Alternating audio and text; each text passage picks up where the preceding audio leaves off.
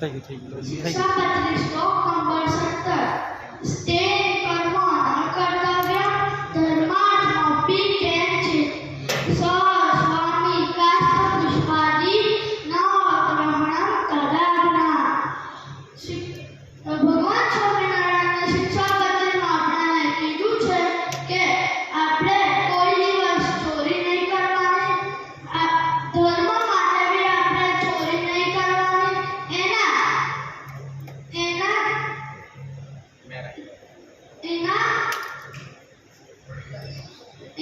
જેનું હોય એને પૂછીને જ લેવાનું અને એને પૂછીને લેવાનું. જેમ કે કાષ્ઠ ને તો પુષ્પ જેવી વસ્તુ બી આપણે એને પૂછીને લેવાનું. તો એક વખતની વાત છે, જ્યારે ભગવાન સ્વામિનારાયણ સભામાં બેસેલા ત્યારે સુડા ખાચર નામના એક ભગત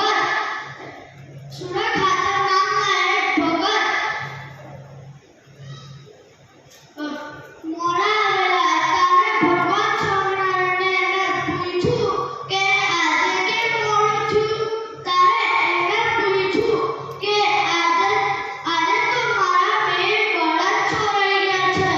ત્યારે ભગવાન સ્વામિનારાયણ હસતા હસતા કીધું કે આજે તો તમારા બળદ ચોરાઈ ગયા, ખેતી નહીં કરવાની, તો આજે વહેલા હોય ને.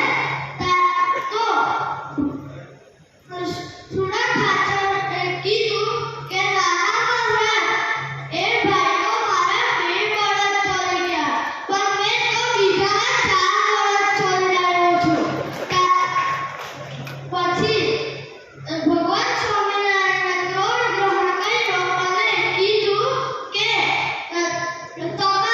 એ જે ભાઈ હતા એ તો સત્સંગી હતા, આપણે તો ભગવાનના દીકરા છે, આપણે તો સત્સંગી છે, તો આપણે કેવી રીતે ચોરી કરે? આપણે કેવી રીતે ચોરી કરે? તો સુડા ખાચરે પ્રાર્થના કરી કે તમે અમારામાં રહીને એવું બળ આપજો કે અમે કોઈ દિવસ ચોરી કરવા વિશે સોચે બી નહીં. તો એવી જ રીતે એક વખત જ્યારે સ્વામિનારાયણ હરિધામમાં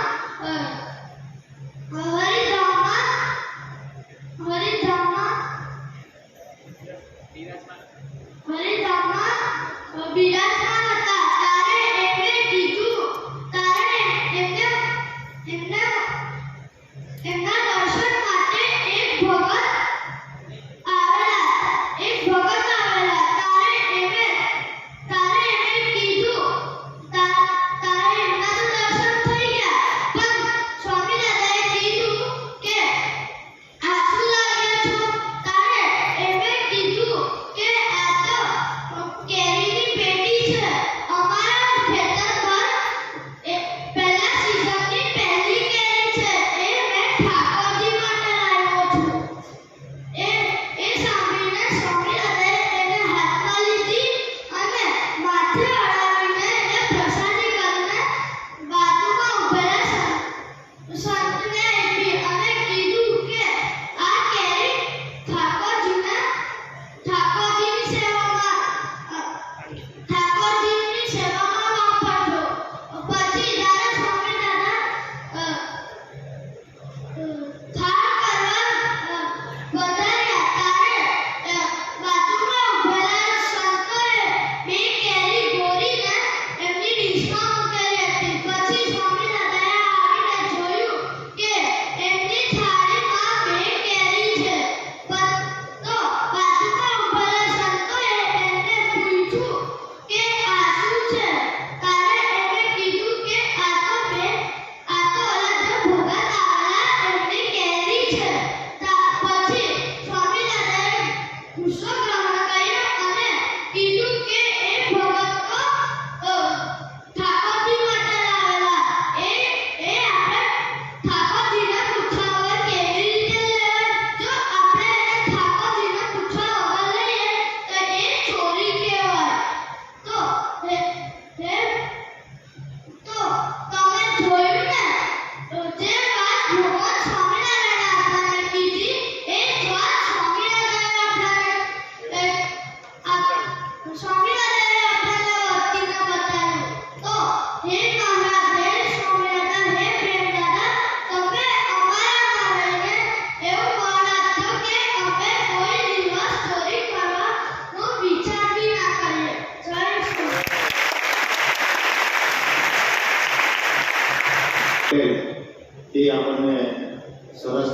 શ્લોકો ઉપર શિક્ષાપત્રીના શ્લોકો અને સ્વામીની વાતો ઉપર વાત કહેશે.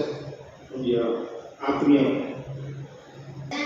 મહારાજની જય, અક્ષર પુરુષોત્તમ મહારાજની જય, ગુરુ હરિ શાસ્ત્રી મહારાજની જય, ગુરુ હરિ યોગી મહારાજની જય, પ્રગટ ગુરુ હરિ હરિપ્રસાદ મહારાજની જય જય જય, પ્રગટ ગુરુ હરિ પ્રેમ સ્વરૂપ સ્વામી મહારાજની જય જય જય, દાસના દાસ ભવાની જય જય જય, આત્મીય સમાજની જય જય જય, શિક્ષાપત્રી દ્વિશતાબ્દી મહોત્સવની જય જય જય.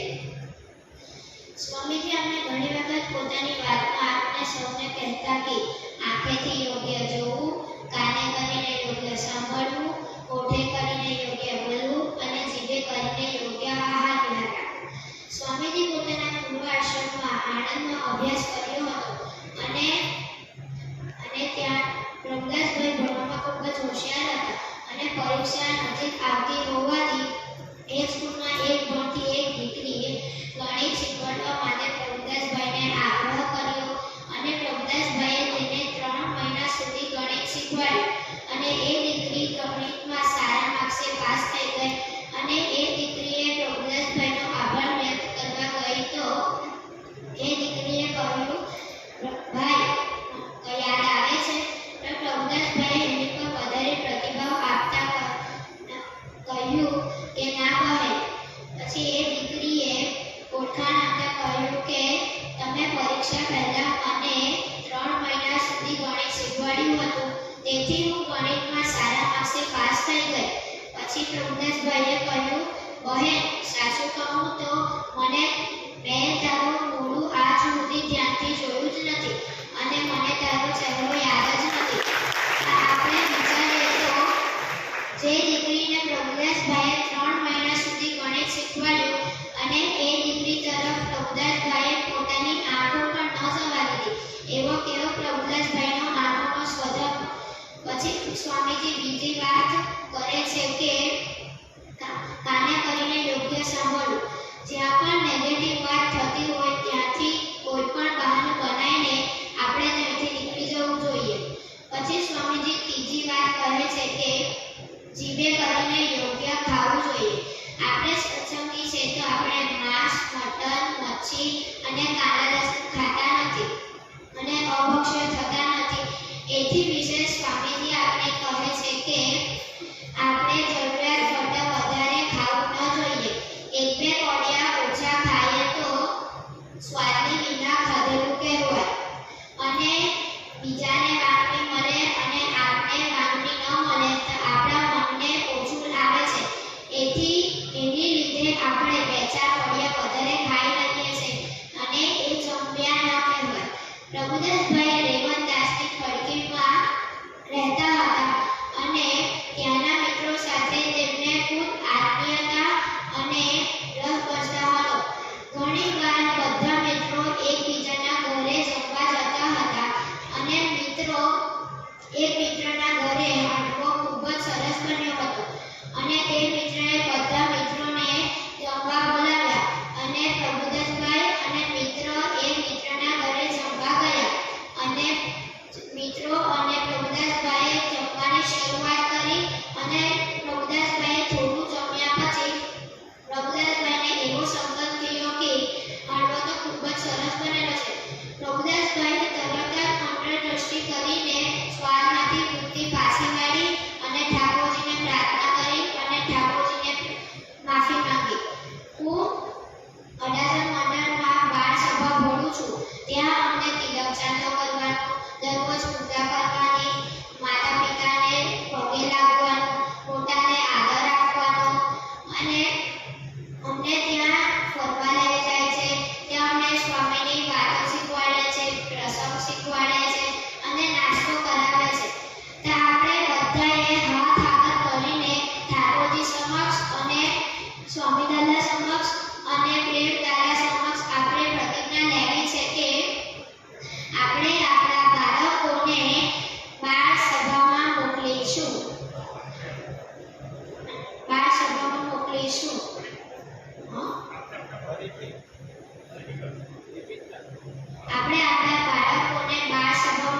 બોલીશું અને આપણે પ્રાર્થના કરવી છે કે આપણે પ્રથમ 16-18 પ્રમાણે આપણે જીવન આપણું જીવવાનું છે.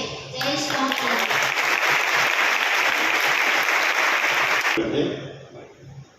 જે સ્વામીજીનું ગમતું છે ને જે પ્રેમ સ્વામીજી મહારાજને પણ જે ગમે છે એ સૌથી વધારે જે સારી પ્રવૃત્તિમાં એટલે કે આપણા બાળકોની રક્ષા કરવી હોય તો દરેક હરિભક્તે જે પ્રાર્થના એમણે કરાવી છે જે આપણે પ્રતિજ્ઞા કરીએ છીએ આપણા બાળકોને બાળમંદિરોમાં કરવું. કારણ આજે પ્રશ્ન એવો ઊભો થાય છે કે અમરીશોના દીકરાઓ સભા નથી કરતા. દરેક અમરીશના ઘરે આ પ્રશ્ન છે કે અમરીશોના દીકરા સભામાં નથી. એનું શું કારણ? બાળમંદિરથી આપણે શરૂઆત કરીએ. આ જે બાળકો છે તે આપણા યુવાનો છે. આપણે અત્યારે નહીં જાણીએ પછી પાછળથી જ્યારે કોલેજમાં જશે ને એ અત્યારે જે પરિસ્થિતિ છે આપણા સમાજની અંદર જે બીજા રવાડે બધા ચડી જાય છે યુવાનો, તો ત્યારે આપણે પછી સ્વામીજીને પ્રાર્થના કરવા જઈએ કે સ્વામી આને કો સભા ભરે તો ખૂબ ગહન વિષય છે. બાળક નાનું છે તો બહુ મોટી વાત આપણને સમજાવી જાય છે. તેવા જ એક કદાચના કોલેજ કરતા દીકરા BCAમાં ફર્સ્ટ યરમાં છે ધ્રુવીરસિંહ રાહુલજી, તેઓ આપણને સ્વામીની વાત ઉપર પોતાનું વક્તવ્ય રજૂ કરશે. ધ્રુવીરસિંહ રાહુલજી.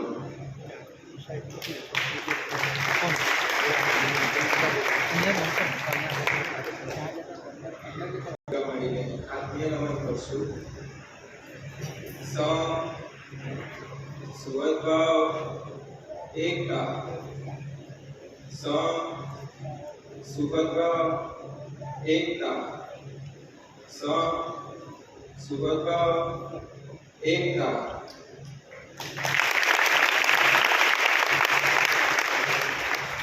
સજાનંદ સ્વામી મહારાજની જય. શ્રી અક્ષર પુરુષોત્તમ મહારાજની જય. ગુરુ હરિ શાસ્ત્રીજી મહારાજની જય. ગુરુ હરિ યોગીજી મહારાજની જય. પ્રગટ ગુરુ હરિપ્રસાદ સ્વામી મહારાજની જય જય જય. પ્રગટ ગુરુ હરિ પરમ પૂજ્ય પ્રેમ સ્વરૂપ સ્વામી મહારાજની જય જય જય. આત્મીય સમાજની જય જય જય.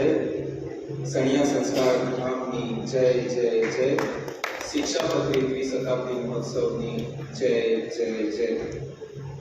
સૌને મારા અંતરના જય શ્રી સ્વામિનારાયણ. પ્રકરણ 1 236મી વાત, જ્યાં જ્ઞાતિદાનંદ સ્વામી મહારાજ આપણને કહે છે કે 2 સારા સાધુ અને 4 સારા હરિભક્તો સાથે જીવ બાંધવો જોઈએ. જો આપણે જીવ બાંધશું તો આપણે સત્સંગમાં કદી નહીં પડશું. ત્યાં ભગવાન શ્રી સ્વામિનારાયણ વચનામૃતમાં કહે છે, જો કદાપી કર્મ લોભ નો સંકલ્પ નહીં હશે પણ સારા ભગવતીનો સંકલ્પ નહીં હશે તો અભાવે પણ અશુદ્ધ થશું. કહેવાનો ભાવાર્થ એ કે જો આપણે 2 સારા સાધુ અને 4 સારા હરિભક્તો સાથે જીવ બાંધશું તો આપણને કામ કર્મ લોભની ફિકર નથી. કારણ કે ગુણાતીતાનંદ સ્વામી મહારાજે સ્વામીની વાતોમાં આ લખ્યું છે કે 2 સારા સાધુ અને 4 સારા હરિભક્તો સાથે જીવ બાંધશું તો કામ કર્મ લોભની ફિકર નહીં કરતા. હવે સારા સાધુ બને કહેવાય. સારા સાધુ 2 સારા સાધુ અને 4 સારા હરિભક્તોનું જે વચન આપ્યું છે આપણને સ્વામીજીએ, સારા સાધુ કોને કહેવાય? સારા સાધુ એને કહેવાય જે આપણા દેહ અને આપણા આત્માની યાત્રા નિરંતર પ્રભુ સન્મુખ ચલાવે, એને સારા સાધુ કહેવાય. સારા હરિભક્ત સારા સાધુ કોને કહેવાય? જેની દ્રષ્ટિમાં સદૈવ જોનારા પ્રભુ છે, જેને કાને સાંભળનારા પ્રભુ છે, જેને જીભે બોલનારા પ્રભુ છે, જેને જીવનની દરેક ક્રિયા પ્રક્રિયા કરનારા પ્રભુ છે, એ સારા સાધુ છે. એવો સરસ મજાનો એક પ્રસંગ છે ભગવાન સ્વામિનારાયણ વખતનો. વ્યાખ્યાનંદ સ્વામી કરીને એક સ્વામી હતા. એ સ્વામી અગ્રગણ્ય સાધુ ગણાતા. એક દિવસ બોટાદની ધરતી પર એ એક દરબારના ઘર પાસેથી પસાર થઈ રહ્યા હતા. દરબારના ઘરમાં એ વખતે આજથી 200-250 વર્ષ પહેલાની વાત, એ વખતે 2000 રૂપિયાની ગોળી હતી. એ ગોળી મરી ગઈ હતી એટલે બહુ દુઃખમાં હતો. જ્યારે વ્યાખ્યાનંદ સ્વામી ત્યાંથી પસાર થઈ રહ્યા હતા ત્યારે એ દરબારની નજર સ્વામીજી પર પડી. ત્યારે દોડતા રડતા સ્વામીજી પાસે આવ્યા અને કહ્યું કે સ્વામીજી, મારા પર દયા કરો, મારી ગોળી મરી ગઈ છે, એને જીવિત કરી દો. હવે સ્વામીજી અગ્રગણ્ય સાધુ, સમર્થ સાધુ, એમને દરબારના ઘરમાં પધરામણી કરીને આકાશમાંથી જીવ પકડીને ગોળીને જીવિત કરી દીધી. આવા સમર્થ સાધુ વ્યાખ્યાનંદ સ્વામી હતા. એક દિવસ એ મંદિરના ઘુમ્મટના નીચે સૂતા હતા. ત્યારે સૂતા સૂતા ઘુમ્મટ ઉપર નજર પડી જ્યાં રાસ રમતી સ્ત્રીઓનું ચિત્ર હતું. પછી એ જોયા કરતા તો એમને પછી જ્યારે ઊભા થઈને ગયા અને જ્યારે ધ્યાનમાં બેસે, જ્યારે આરામમાં પધારે, ત્યારે જ્યારે દ્રષ્ટિ બંધ કરે અને જ્યારે ધ્યાન કરે ત્યારે એમને એ જ આકાર પ્રકૃતિ દેખાતી અને એ પ્રકૃતિ જતી જ નથી. 6 મહિના થઈ ગયા. એ એમની વ્યાકુળતા વધતી ગઈ. એક દિવસની વાત છે જ્યારે સ્વામિનારાયણ ભગવાન ગઢડાની પૃથ્વી પર પરમહંસો સાથે વિરાજમાન હતા. ત્યારે ગોપાળાનંદ સ્વામી વિચરણમાંથી પધાર્યા. ત્યારે સ્વામિનારાયણ ભગવાને બધાને નિર્દેશ કરીને બોલ્યા કે આ ગોપાળાનંદ સ્વામીજીનો સંપ કરજો, એમના સાથે તમારો જીવનો સમાગમ કરજો, કારણ કે આ મારી મહિમા સમજાવશે અને તમને સુખ્યા કરી દેશે. પછી સ્વામિનારાયણ ભગવાને આજ્ઞા કરી કે દરેક પરમહંસોએ 7 દિવસ સુધી ગોપાળાનંદ સ્વામીજીનો સમાગમ કરવાનો છે, એમના જોડે રહેવાનું છે. 7 દિવસ દરરોજ સભા થતી. ગોપાળાનંદ સ્વામી મહારાજે અપરમ મહિમા સ્વામિનારાયણ ભગવાનની સમજાવી, બધાને સુખ્યા કરી દીધા. 7 દિવસ પત્યા. ત્યારે વ્યાખ્યાનંદ સ્વામી પણ એ 7 દિવસ ગોપાળાનંદ સ્વામીજી જોડે જ હતા. ત્યારે 7મા દિવસ જરૂર પડી તો ત્યારે ગોપાળાનંદ સ્વામીજી જોડે વ્યાખ્યાનંદ સ્વામીજી આવ્યા અને એમની દુઃખદ વ્યાકુળતા એમને બતાવી કે સ્વામીજી મને આવી રીતે આ સ્ત્રીઓનો આકાર, આ સ્ત્રીઓની પુત્રીઓનો આકાર મારા માઇન્ડમાં છપાઈ ગયો છે અને એ જ દેખાય છે. ત્યારે બીજા દિવસે સવારે જ્યારે સ્વામિનારાયણ ભગવાન પૂજા કરતા હતા, પૂજાનું સમાપન થયું, ત્યારે ગોપાળાનંદ સ્વામી વ્યાખ્યાનંદ સ્વામીને લઈને એના પાસે જાય છે. વ્યાખ્યાનંદ સ્વામીએ કીધું કે મહારાજ, હું બહુ દુખ્યો છું, મને બહુ વ્યાકુળતા થાય છે. ત્યારે ગોપાળાનંદ સ્વામીજી કહે છે કે મહારાજ, તમે આ તમારો સાધુ છે, તમે એનું ભલું નહીં કરશો. ત્યારે સ્વામિનારાયણ ભગવાન હસતા એમને ધક્કો મારે છે અને કહે છે કે આજથી એ સ્ત્રીઓના આકારની જગ્યાએ હું તને દેખાઈશ, તને મારો આકાર દેખાશે. જ્યારે ધ્યાન કરશે, જ્યારે બંધ કરીને સૂઈ જશે, ત્યારે પણ તને મારો જ આકાર દેખાશે. પછી ગોપાળાનંદ સ્વામીજીએ પૂછ્યું કે મહારાજ, તમે આવું કેમ કર્યું કે તમે તમારો સાધુ છે તો તમે એનું ભલું કેમ ન કર્યું? ત્યારે સ્વામિનારાયણ ભગવાન કહે છે કે 7 દિવસનો તમારો સમાગમ, વ્યાખ્યાનંદ સ્વામીએ તમારો સમાગમ કર્યો, તમારા સાથે રહ્યા, ત્યારે એમના અંદર નિષ્કપટ ભાવથી તમારા પાસે એમની વ્યાકુળતા કીધી. એટલે આપણે પણ જ્યારે ભગવતી સાધુના ફળામાં પડશું ત્યારે મોટા પુરુષની નજર પડશે.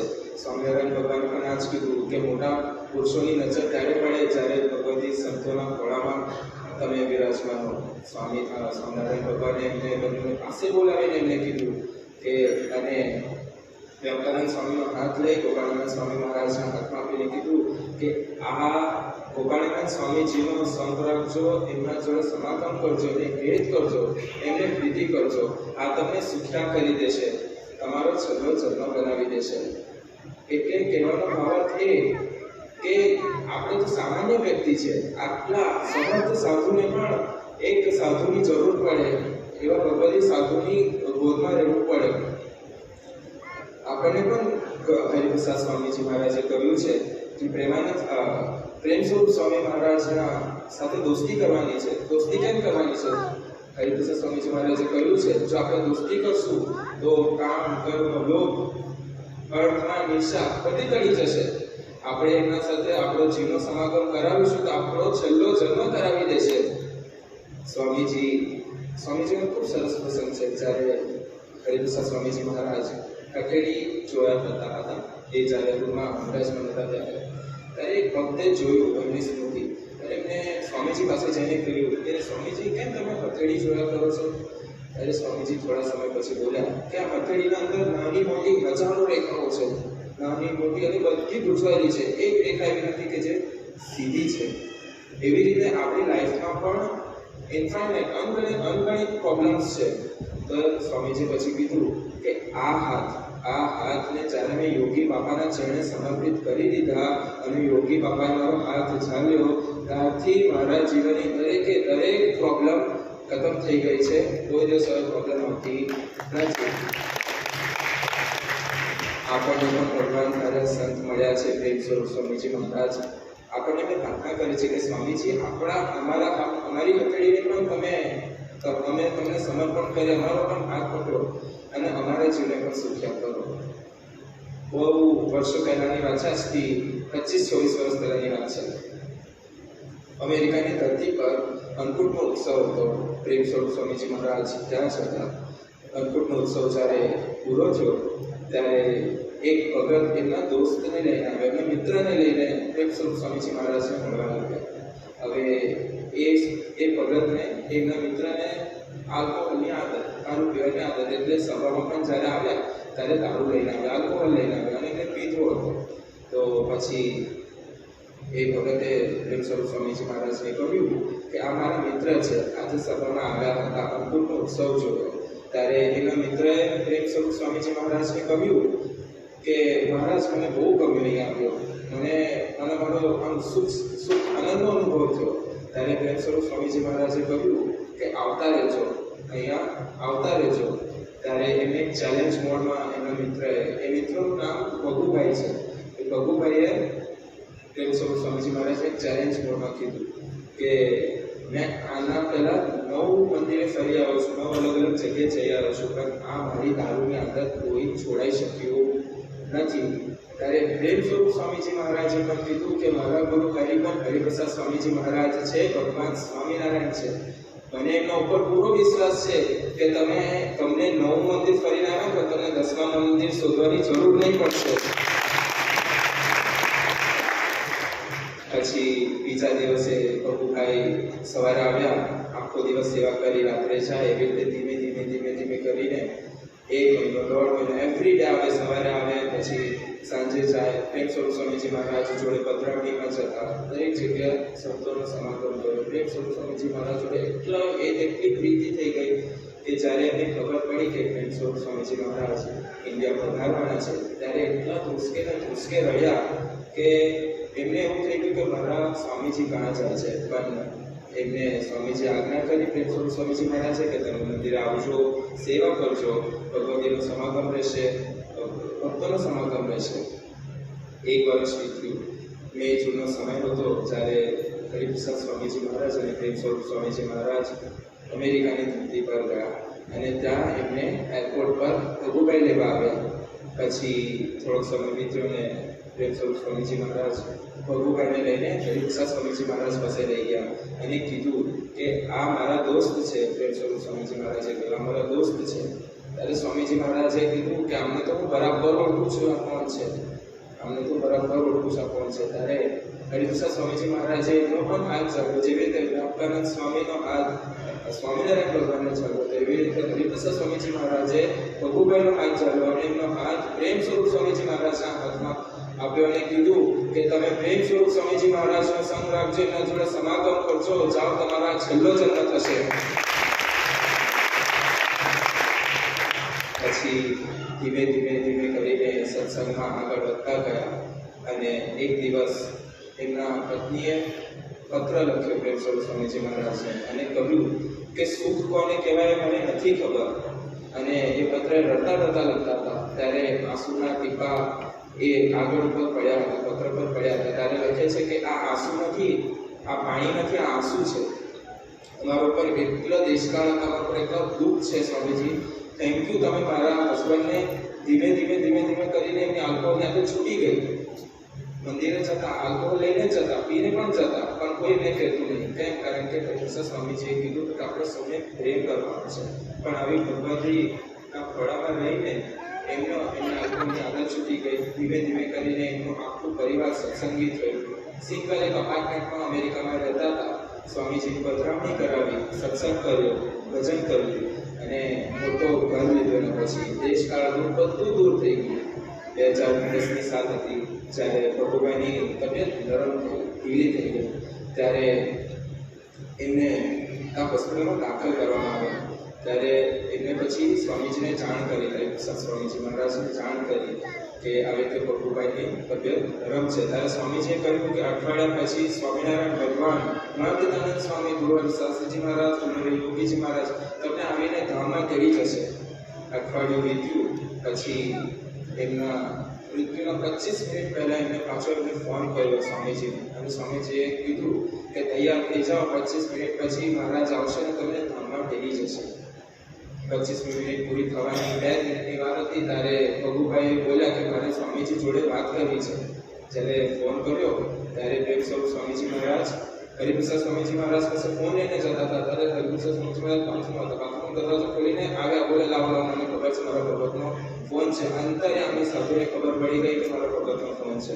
બોલે મળી. પછી સ્વામીજીએ કીધું કે બધાને મળી લો, હવે 2 જ મિનિટની વાત છે, હવે તમારો જવાનો સમય થઈ ગયો છે.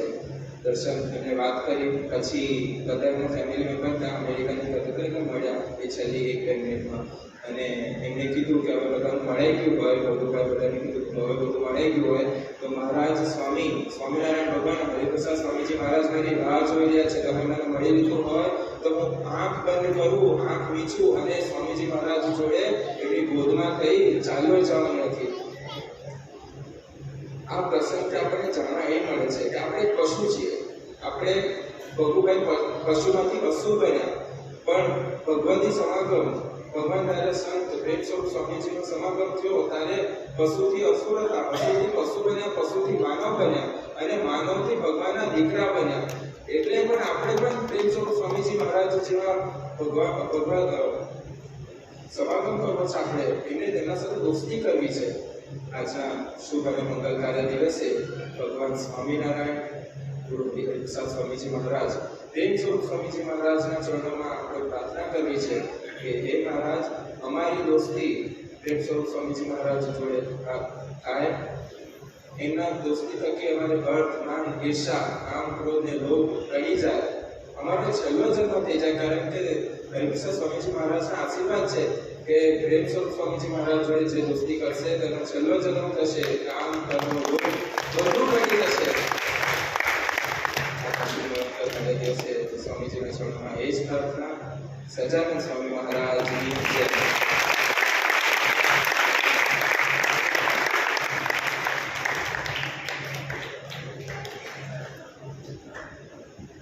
ધ્રુવીભાઈને આપણે ફરીથી તાળીઓથી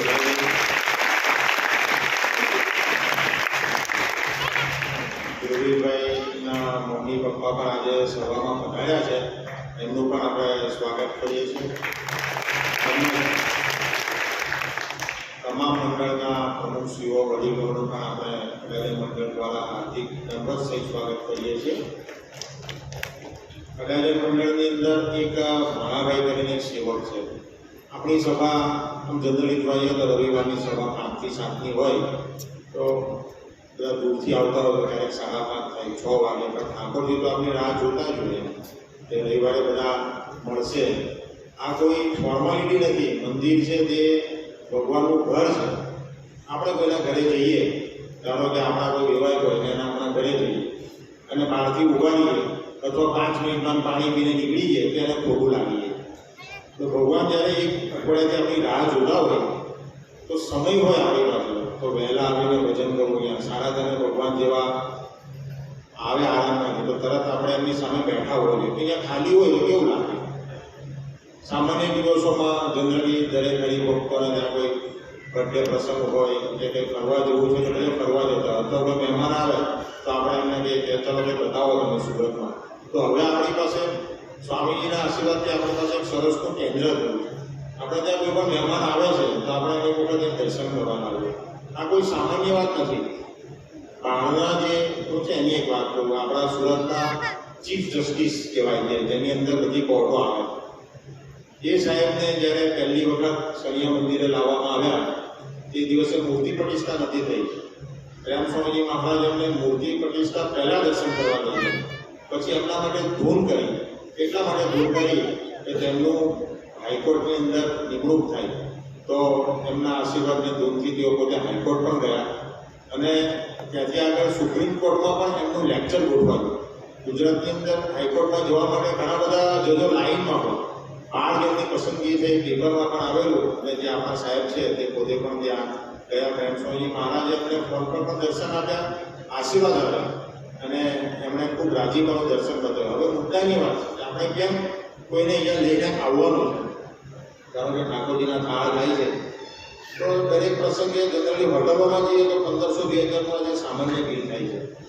તો આપણે એ દિવસે ઠાકોરજીનો થાળ કરાવીએ, કોઈની એનિવર્સરી હોય, બર્થડે હોય, લગ્ન પ્રસંગ હોય, કોઈ ગામમાં બી હોય તો ઠાકોરજી સાક્ષાત બિરાજમાન છે. પ્રેમ સ્વામીજી મહારાજ છેલ્લે સ્ટેશન પર એમનો દર્શન કરવાનો લાભ મને મળ્યો હતો. ત્યારે મેં એમને પૂછ્યું કે સ્વામી આપ આટલી બધી અક્ષર પુરુષોત્તમ મહારાજની મૂર્તિઓ 15 દિવસે તમે પધરાવો છો, ન્યુઝીલેન્ડને બધી વિદેશ યાત્રાથી આવ્યા પછી એ તો આપણે થાક નથી લાગતો? તો મને કે મારું શરીર સ્વામીજી એમ કે એવું રાખવાના છે, કે એવું મને કહી નહીં ગયા કે મને કંઈ થવાનું નથી, કે તમે બધા ચિંતા ના કરો. મેં આગળ વાત કરી કે તું સાંભળે એમ કે આ જે મૂર્તિઓ છે ને મૂર્તિઓ નથી એમ કે એ આખા વાઇડીએસ સમાજના અધ્યક્ષ છે. એમને મારી આગળ મારે જેવા સામાન્ય નાના સેવકને એવું કહેવાની જરૂર નથી કે એનાથી કંઈ એમની મોટો વધવાની નથી કે હું કંઈ વાત કરું તો વધી જાય. પોતે કોઈ સભામાં વાત કરશે તો કંઈ અધ્યક્ષની આગળ કંઈ જવાના એવી તો કોઈ વાત છે નહીં, એ પોતાની વાહવા છે. ખરેખર બહુ આવેશમાં કે ભાવમાં આવીને મહારાજ એવું બોલ્યા, પ્રેમ સ્વામી મહારાજ કે હું મૂર્તિ સામે જાઉં છું ને તો મૂર્તિ મારી સાથે વાતો કરે છે. આ મૂર્તિ હોય કે બધી મૂર્તિઓની સાથે મારી વાત થાય છે, હું રિસર્ચ એમની જોડે વાતો કરું છું. એટલે એમને એટલો બધો ઉમંગ છે કે આ સ્વામીજીનું જે સપનું છે કે બધા મંદિરો આપણા સંસ્કાર કેન્દ્રો બને અને મૂર્તિઓ સ્થાપે, એના માટે પોતે રાત દિવસ દોડી જાય. આપણી ફરજ છે. હવે પછી જે યુવા પ્રવૃત્તિમાં એટલે જે દર્દ જે સ્વામીજીનું જે મુખ્ય કાર્ય છે કે યુવકો જેમ યોગીજી મહારાજનું હૃદય હતા એમ સ્વામીજીની પૂજા છે. સ્વામીજી કે યુવકો મારી પૂજા છે, તો એ યુવકોનું આપણે જતન કરીએ.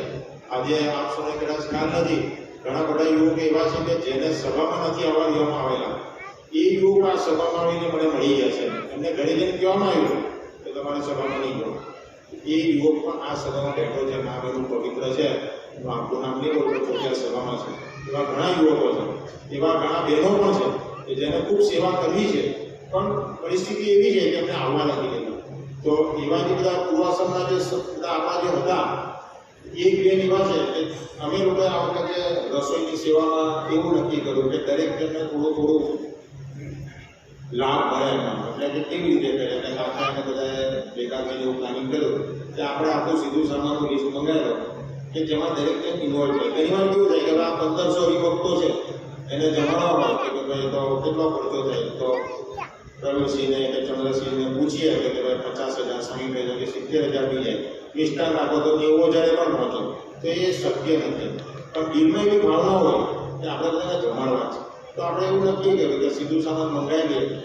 તો તમે નહીં માનો કે જે બહારના જે બીજા જે જતા રહ્યા છે એમાંના બહેનોએ પણ કોઈ લીંબુની સેવા કરી, 1 કિલો લીંબુ મારા તરફથી આવશે, એ કે મારું નામ નહીં બોલતા એમને, એ કે પેલા લોકોને ખબર પડે તો પાછા કે અમને ધમકાવે એમને આવું કરે. તે નામ આવ્યા વગર લીંબુની સેવા, મરચાની સેવા, કોથમીરની સેવા, લીમડાની સેવા, એવી નાની નાની સેવા 50 રૂપિયાની હોય, 100 રૂપિયાની સેવા હોય. પણ એને એમ થાય કે 11માં આટલા બધા ભક્તો બેઠા છે તો મેં કંઈક સેવા આપી.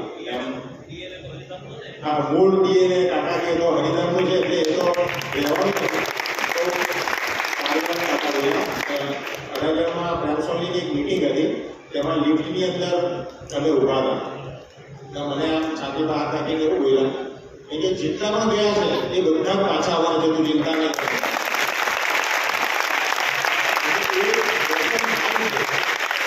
ભૂલી જાય કોઈ સામાન્ય સાધુ નથી. હવે આપણે જેમનો લાભ લેવાનો છે, પહેલાં આપણા એડવોકેટ શ્રી રાકેશભાઈ આપણને 5 મિનિટ જે કંઈ અહીંયાની જે તંત્રની જે વ્યવસ્થા છે એ બાબતે આપણને જરૂરી સૂચના આપશે. અડાજણ મંડળ ખૂબ નસીબદાર છે, ઘણા બધા રત્નો છે અંદર. એમાં ગોરધન કાકા છે તે ખૂબ ધ્યાન આપે. અડાજણ મંડળના નાનો દીકરો હોય કે કોઈ ગરીબમાં ગરીબ સાયકલ ચલાવતી વ્યક્તિ હોય એને ત્યાં પણ એના પ્રસંગે જઈ અને એને પ્રેમ આપે, જેથી કરીને વડીલો એટલો પ્રેમ આપવો જોઈએ તે આપણને ખ્યાલ. આપણા મંડળમાં દરેક મંડળમાં વડીલો છે. તો હવે પરિસ્થિતિ એવી થઈ ગઈ કે નવા જે યુવાનો આવ્યા છે એને એમ થઈ ગયું છે કે અમે બધું ચલાવી રહ્યા છે. ત્યાં સ્વામીજીનું વાક્ય આપણે યાદ રાખવું છે કે વડીલોને પહેલાં માન આપવાનું, એમને મર્યાદા રાખવાની. કદાચ એમની ઉંમર હોય સેવામાં ના પડી શકતો હોય, પણ અમે ખૂબ સેવા કરી છે. એમની પાસે બેસીએ ને તો ખ્યાલ આવે, એમની પાસે જવાનું, એમની ગોષ્ઠી સાંભળવાની. એમણે જે સેવા કરી છે એ આપણા વગર અત્યારે સેવા નથી. અત્યારે તો આપણને ફર્સ્ટ ક્લાસ હોવા મળી ગયો, એસી ચાલુ કરે, ઠંડક, બેસવાનું, કેટલું બધું ડિઝાઇનવાળું, એટલું બધું ફાઇન. વચમાં પેલો પ્રસંગ મને રહી ગયો, જે પેલા સાહેબ ગયા ને એ સ્વામિનારાયણ સંપ્રદાયને માનતા નથી, પણ એમને એક સદભાવ છે કે સ્વામિનારાયણ સંપ્રદાય સારું કાર્ય કરે.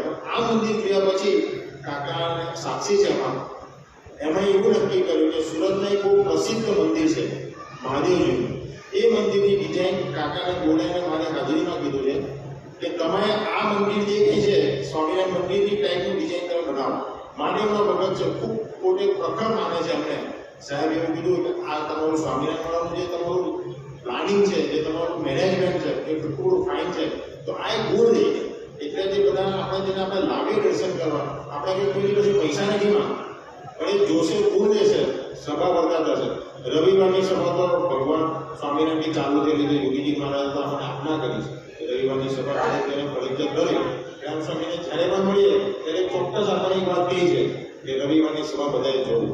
આપણે સૌ નિયમ છે કે રવિવારની સભામાં જો સાનુકૂળ હોય તો બધાએ જ રવિવારની સભા કરી.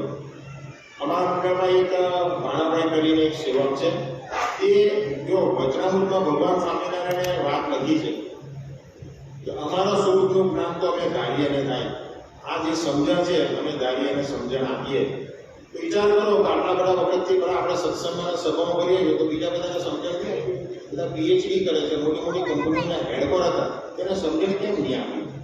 બીજી વાત આપણે વિચારીએ તો ખૂબ એજ્યુકેશન હતું, ખૂબ મોટી મોટી કથાઓ કરતા હતા, જેની કેસેટો માટે એડવાન્સમાં લોકો પૈસા જમા કરાવતા હતા, તેને ભગવાનને સમજણ નહીં આપી.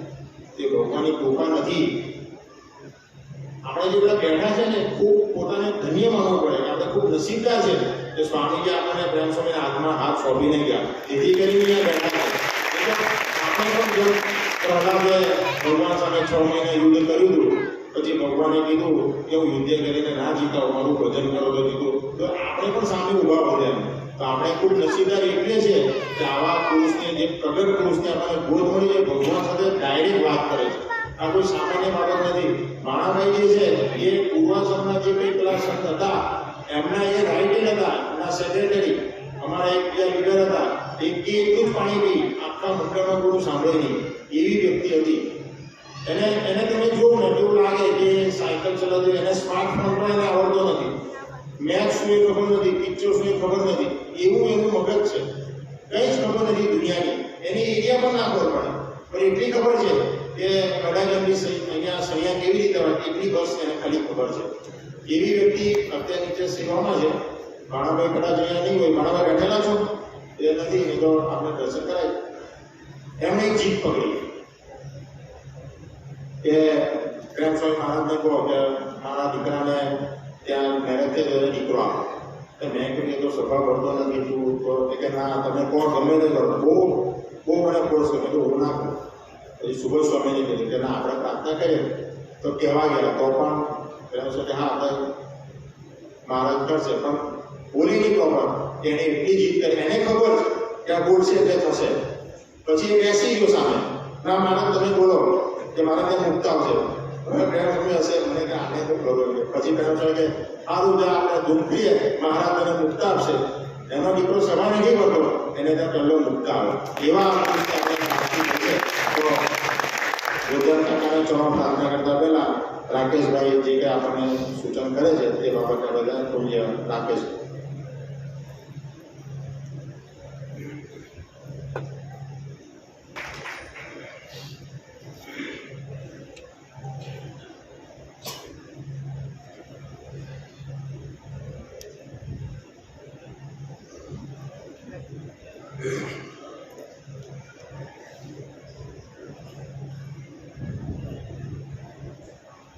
સહજાનંદ સ્વામી મહારાજની જય,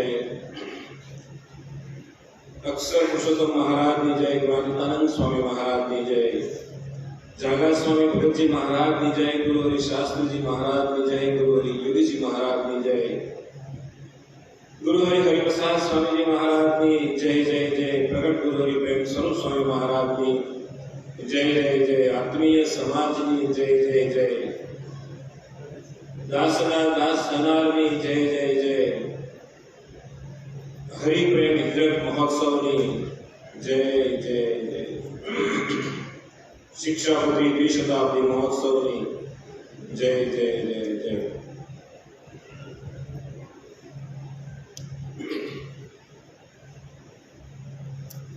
ભાણાભાઈ આવી ગયા, દર્શન કરી લો. ભાણાભાઈ ચાલો ચાલો. ભગવાનના પૂજ્યનું એ પાત્ર છે, જોઈ લો.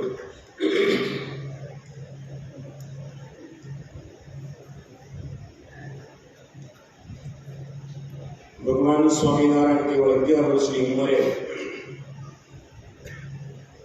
ગૃહત્યાગ કરીને અનેક તીર્થોને તીર્થો આપીને અનેક આત્માઓ ભગવાન માટે ચાર રોજ રાહ જોઈ રહ્યા હતા. હજારો વર્ષની તપસ્યા એવા સિદ્ધ આત્માઓને મહારાજે ભગવાન સુધી પહોંચાડવા માટે એનો સાધનાનો માર્ગ જ્યારે મોકળો કરીને મહારાજ 7 વર્ષ સુધી 12,500 કિલોમીટરની યાત્રા, ન તો શરીર ઉપર કોઈ કપડું હતું, ન તો પગમાં કોઈ ચપ્પલ હતા, ન કોઈ સાથે કોઈ સાધન સંપન્ન ન હતા. એ પુલાસરની ધરતી પર -50 ડિગ્રીની અંદર ભગવાન સ્વામિનારાયણે સ્વામીજી એવું કહેતા, શાસ્ત્રમાં તો અમે ક્યારે વાંચ્યું નથી, ક્યારે સાંભળ્યું નથી, પણ સ્વામીજી એવું બોલેલા કે 6 માસ સુધી ભગવાન સ્વામિનારાયણ પુલાસરની ધરતી ઉપર -50 ડિગ્રીની અંદર ઓક્સિજન વગર તપસ્યા કરે. એ સ્વામીજી બોલેલા છે. એ સનાતન સત્ય હોય. અને એવી કઠિન તપસ્યા કરીને ભગવાન સ્વામિનારાયણ લોધની ધરતી પર વાવની ઉપર એક પાટ, પથ્થરની જે પાટ આજે બી લોધની ધરતી પર સચવાયેલી છે. મહારાજ આસનસ્થ બનીને પોતાના નેત્રો બંધ કરીને ભગવાન સ્વામિનારાયણ બેઠેલા છે. ગામના બધા પનિહારીઓ, બહેનો, હરિભક્તો જોવે છે. 18 વર્ષની એ મનોહર મૂર્તિમાં બધા આકર્ષાય છે. મહારાજની મુખારવિંદની આંખો બંધ હતી, પણ મૂર્તિ એટલી રળિયામણી હતી, બધા લોભાઈ જતા. એ દરમિયાન રામાનંદ સ્વામીનો જે આશ્રમ હતો ત્યાંથી સુખાનંદ સ્વામી પાણી ભરવા માટે એ લોજની વાવ ઉપર આવે છે. આ વાત નાનકડી એટલા માટે કરવી છે.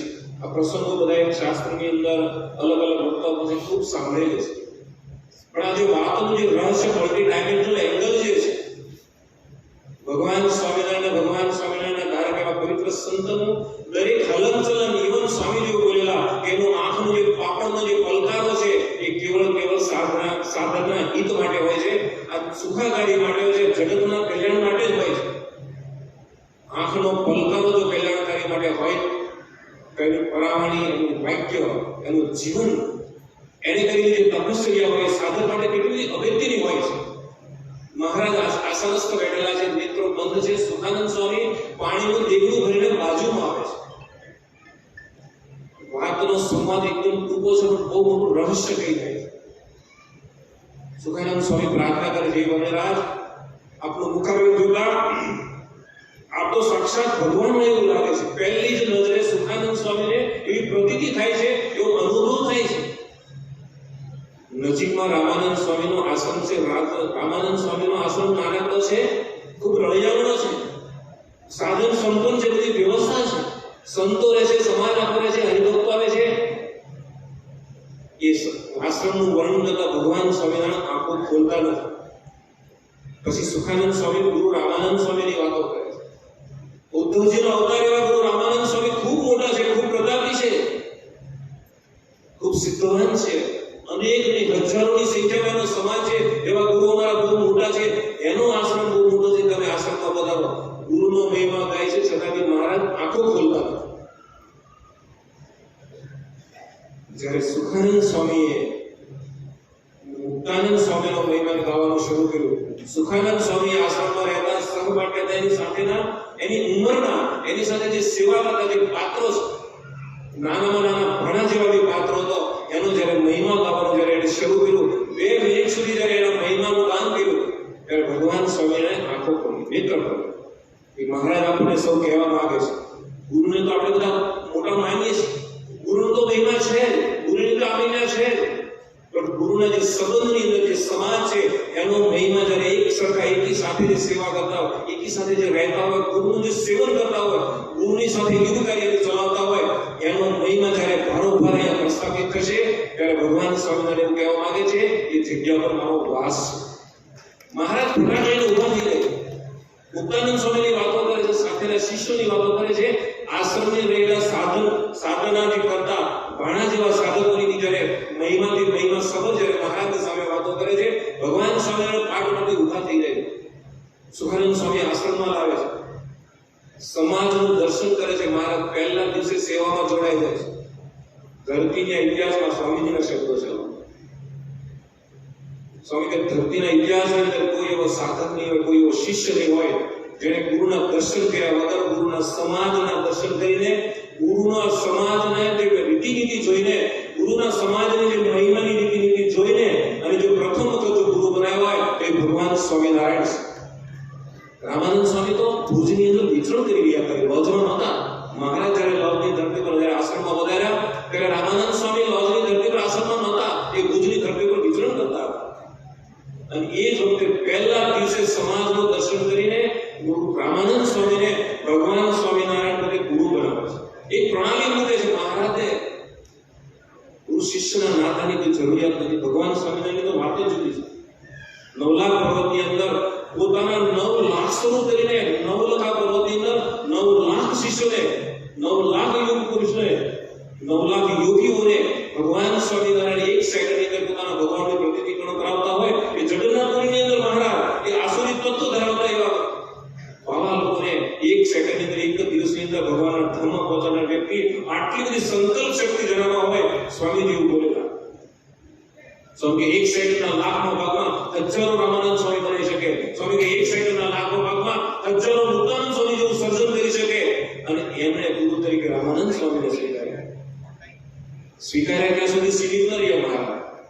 રામાનંદ સ્વામીની હરેક આજ્ઞાને પોતે સ્વીકાર સામે નહોતા મળ્યા, રૂબરૂ નહોતા મળ્યા. ખાલી પત્ર દ્વારા રામાનંદને તાલાવેલી જતી મહારાજ નિર્ણય ભણીને કે મારે ગુરુ રામાનંદ સ્વામીને મળવું છે. મળી શકાય એમ નહોતું. ગુરુ રામાનંદ સ્વામીને પોતે પત્ર લખે છે. પત્રમાં મહારાજને એમને પહોંચાડે છે તો રામાનંદ સ્વામીનો પત્ર વળતો આવે છે. ખાલી એક જ રીતે આપણે કરે છે રામાનંદ સ્વામી કે સત્સંગમાં રહેવાનો જો ખપ હોય તો થાંભલાને પાથ ભીડીને રહેજો. સ્વામીજી એવું કહેતા, શાસ્ત્રમાં કે એને સાંભળ્યું નથી, પણ સ્વામીજી એવું બોલેલા કે જેવો રામાનંદ સ્વામીના પત્રની અંદર જ્યારે લીટી આવી કે સત્સંગમાં રહેવાનો જો ખપ હોય, ભગવાનને શેનો ખપ, એમને શેની સૂચના, એમને શેનું અનુસંધાન. રામાનંદ સ્વામીને પોતે ગુરુ તરીકે સ્વીકારેલા. ગુરુના વચનમાં કેટલો અપ્રતિમ વિશ્વાસ હોવો જોઈએ, પોતાનું અસ્તિત્વને ઝીરો કરીને ગુરુને ક્યાં પ્રાધાન્ય આપવું જોઈએ એ ભગવાન સ્વામિનારાયણ નાટકની રીતિમાં બતાવે છે. રામાનંદ સ્વામી લખે છે સત્સંગમાં રહેવાનો જો ખપ હોય તો થાંભલાને પાથ ભીડી રહેજો. અને સ્વામીજી બોલેલા કે 12.5 મિનિટ સુધી રામાનંદ સ્વામીની આજ્ઞાથી એક મિલકત રાણી એક થાંભલાને પાથ ભીડી રહે છે. એ થાંભલો આજે બી લોકની ધરતી પર છે. 12.5 મિનિટ પૂરી થઈ મુક્તાનંદ સ્વામી ઉભા થાય છે. કર્ણિરાજ ગુરુની આજ્ઞા એ પ્રકારની છે કે સત્સંગની અંદર થાંભલા જેવો જડ વ્યક્તિ, થાબડી જેવો વ્યક્તિ આપણા સ્વભાવને પૂજ ન થતો હોય, આપણા સ્વભાવને મેચ ન થતો હોય એવી વ્યક્તિને તમે પ્રસંગે કહેતા એને પાઠ ભીડીને સત્સંગની અંદર સેવા કરતા રહેશો. એ રામાનંદ કહેવા સમજાય ભગવાન સ્વામી સ્વીકારે છે.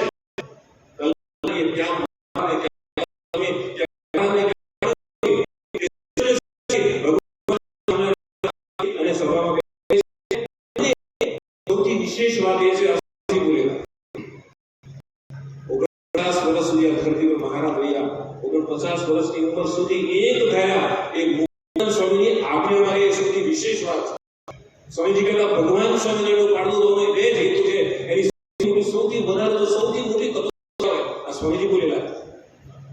તો જ્યારે આપણે દેહ છોકરીની ધરતી પર જ્યારે ધારણ કર્યા, ધરતી પર પોતે સંકલ્પ કર્યો 49 વર્ષ સુધી આ ધરતીને પાવન કરવાનો, ત્યારે મહારાજના બે સંકલ્પ અદભુત હતા. એની તપસ્યા બી અદભુત હતી કે મારા યોગમાં વ્યક્તિ આવે કે ના આવે, યોગ મારા વાતને સાંભળે અથવા મારી વાતને ન સ્વીકારે કે ન સ્વીકારે, એ સમગ્રનું ભગવાન તરફનું પ્રયાણ એક ધારું એક સેકન્ડ માટે અટકે નહીં અને એક ધારું એમનું ભગવાન તરફનું પ્રયાણ એ રહે. અને બેનજી મહારાજ સ્વામીજી એવું કહેતા કે ભગવાન સ્વામિનારાયણની જો સૌથી મોટી જો તપસ્યા હોય તો મહારાજના ગુરુની જ્ઞાનની આજ્ઞાને એ સાર્થક બનાવીને આજીવન એ મુક્તાનંદ સ્વામીની આજ્ઞા બની. અને એનું સૌથી મોટું પ્રમાણ એ હતું કે 49 વર્ષની ઉંમરે જ્યારે ગરડાનું મંદિર છેલ્લું બાંધતા હતા, મજૂરો ભગવાન સ્વામિનારાયણ સ્નાન કરી અને પથ્થર ઢેલાની નદી પરથી પોતે ઉપર બાંધી અને જ્યારે લાવતા હતા અને સાથે સાથે ભાયાજી મહારાજ એટલો તાપ હતો. બધા હરિભક્તો મહારાજને વિનંતી, મહારાજ આટલી બધી ગરમીની અંદર સેવા કરવાની જરૂર નથી. જ્યારે ભગવાન